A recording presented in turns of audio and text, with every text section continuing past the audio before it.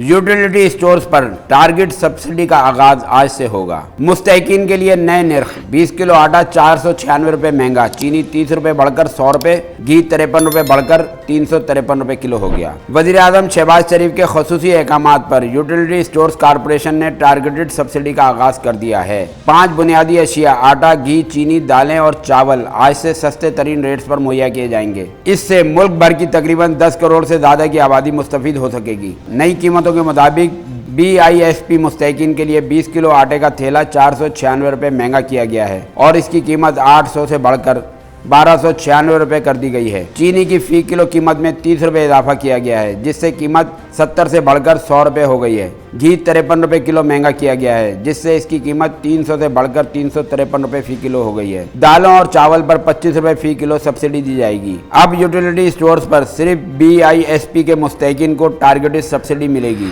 BISP में register सार्फिन को subsidy के लिए असल शनाख्ती कार्ड दिखाना होगा, जबकि आम सार्फिन को बुनियादी अशिया ज़रूरियात मुकर्रर करदा निर्खों पर ही फराहम की जाएंगी। तिजारत न्यूज़ को YouTube पर सब्सक्राइब और लाइक कीजिए।